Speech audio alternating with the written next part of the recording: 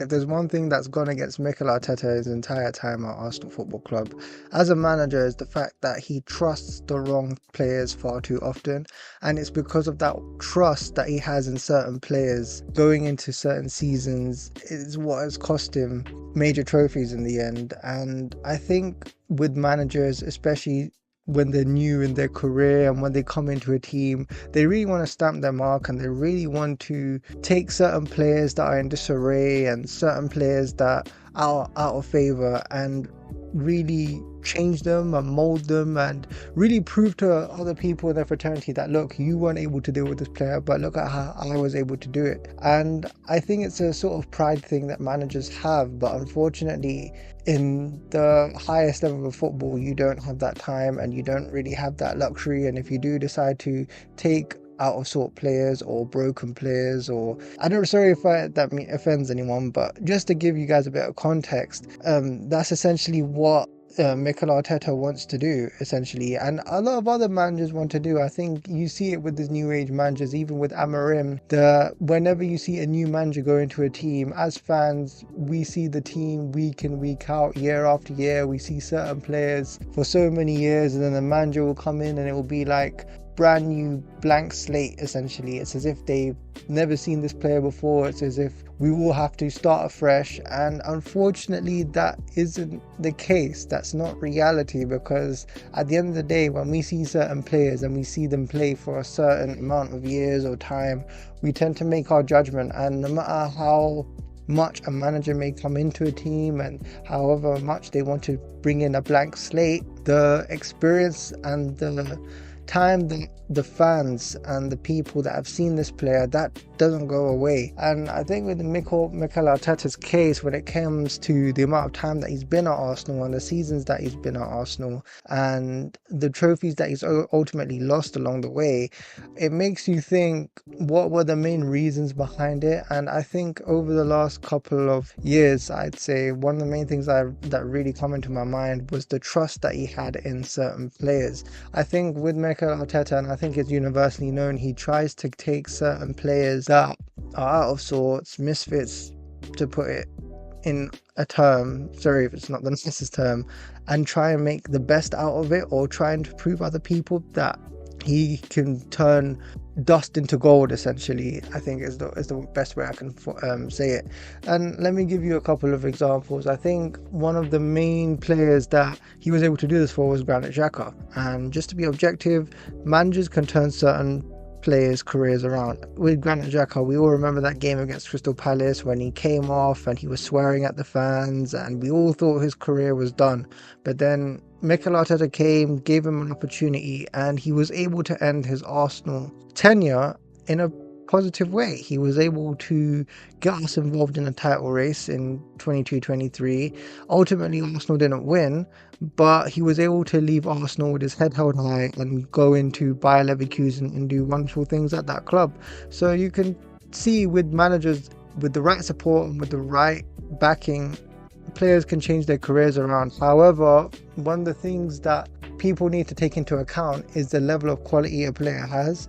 Sometimes it could be attitude problems or personal problems or things like that, but the thing is, there has to be a base minimum standard of that player, a base level quality, in order for a manager to work with. And I think with Mikel Arteta, and if we can see throughout his entire time at Arsenal, especially through scouting and all those sort of things, it just hasn't been up to par, I'm sorry to say. And I think that with certain players, like let's say for example, one of the players that he's backed over many years was Eddie Nketiah. Now Eddie Nketiah was a player that his attitude I really liked. If you watched the All or Nothing documentary, Eddie Nketiah was quite firm and he knew how it was, especially when Sambi Lokonga looked distraught. Eddie Nketiah basically said, get up, just this is football, like what do you expect, essentially. And I think that's the right attitude to have, and I really praise Eddie Nketiah for that. But unfortunately, when it came to him being a striker for Arsenal Football Club, getting the number 14 shirt, getting the high wages he was on at the time, I think it was over 100k, he didn't essentially take his opportunity and keep it. he had a lot of time in the starting lineup. He played lots of games, but he was never able to cement the place as his own. And unfortunately, with Mikel Arteta, he doesn't see these things quick enough, or he doesn't move quickly in the transfer window when it's the case of, okay, this player isn't working for me, I need to move him on and find someone better. It's a thing or a trend with Arsenal where it's essentially they always take their time and they always miss these opportunities, and that is what this period we're going to look back on with Arsenal is an entire missed opportunity. And with Eddie Nketiah, and especially with other players, when we saw as fans that Eddie Nketiah wasn't enough to get Arsenal over the line, Mikel Arteta still persisted. He trusted Eddie Nketiah, and when Eddie Nketiah had his chance to play against Fulham, he didn't take it, and ultimately Arsenal had lost that game, and that had big repercussions come on to the end of the season. And we could see that Arsenal are very lucky to sell Eddie Nketiah for £30 million to Crystal Palace, because ultimately when he went to Crystal Palace they weren't able to do much over there, and his goal tally was quite bad. Even with Mateta, who was playing very, very well for Crystal Palace, someone like Eddie Nketiah, you'd think that he'd be a starter, but it just wasn't to be the case. And in the league, he's only scored 1 goal at this point in 27 games, which is ridiculous. I mean, if it was any other player in the league that has done something like that, you would probably get sent to the championship, or you'd probably leave England altogether, to be honest with you. And that is the thing when it comes to relying too much on certain players. Another player that you can think of is Reiss Nelson. Reiss Nelson was a player that's been at Arsenal for a long period of time. Before Bukayo Saka, he was meant to be the next big thing, and especially when it came down to the fact that Saka was going to cement his place in the squad, especially as a sub, there were cameos that he made, especially against Bournemouth, where he was able to get the odd goal here and there, but he was never able to cement his place as the backup right winger for Arsenal Football Club. And even he got high wages, he stayed at the club for longer than he should have. And I think with Mikel Arteta, he trusted him more than he should have, essentially. And when it was apparent that he wasn't going to reach the heights in which he should have, then he was another player that Arsenal should have let go of and found another upgrade on. And the thing is that with Eddie Nketiah, I remember the game against Liverpool in the FA Cup last year where he had his opportunity and he had a chance, but he wasn't able to take it. And I think that was very telling of his entire time at Arsenal.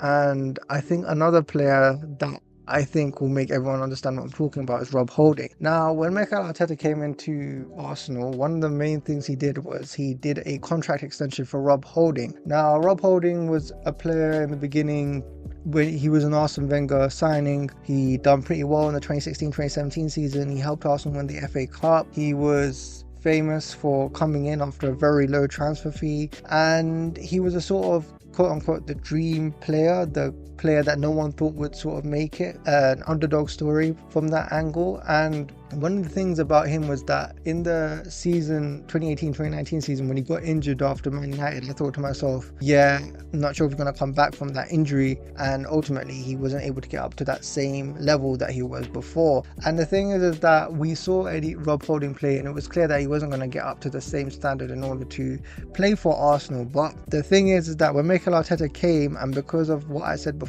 about giving everyone a clean slate, he gave that to Rob Holding. And as a fan base, and especially for myself at that time, I looked at that decision, I said, yeah, this was the wrong decision, because you need to look at certain things as a manager. And the one question I always think a manager needs to say is this player going to get me over the line? Is he going to help me win trophies? And if the answer is no, then there's no reason to keep that player. You need to find somebody else. And lo and behold, when Saliba got injured in the 22-23 season, and when Rob Holding was meant to come in and steady the ship, he wasn't able to do that. And for the big leading points that Arsenal had at that time in 22-23, the minute Rob Holding came in, that all went away and Arsenal lost the league to Manchester City. And that is what happens when you trust the wrong players, and that's what happens when you, as a coach and as a manager, overhype your ability essentially and believe you can do miracles, when essentially this is the thing which I criticize Mikel Arteta on, is that as a manager and as someone who was at that City team that won the trebles and the Centurions and all of that, you know exactly what quality you need to get over the line.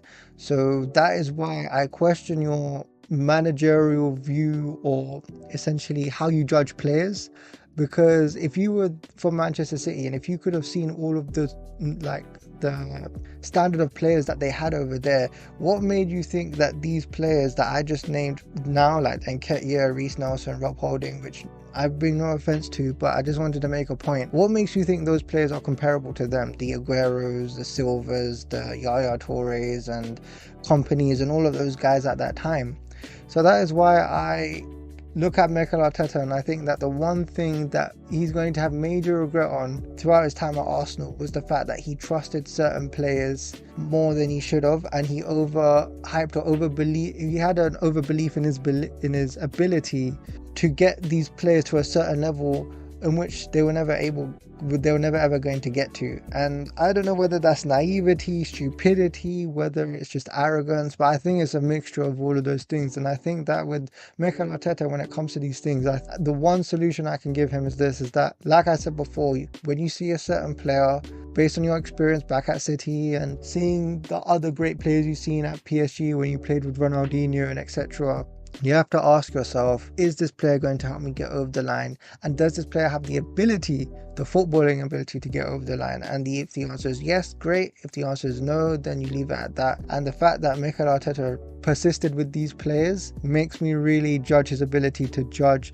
certain players on getting over the line. And we can see this through his transfers as well, but I think I'll leave that for another video. But overall, I just wanted to talk about just this side of Arsenal and this side of Mikel Arteta, because I think when we look back at his entire tenure at Arsenal, we're going to say, why didn't he get over the line? And I think this is a big reason of why he wasn't able to get over the line, and that is because he trusted the wrong players far too much and overhyped his ability, and he thought that he could work wonders with certain players when essentially it wasn't going to be the case. But yeah, that's the end of this video. Hope to see you all soon.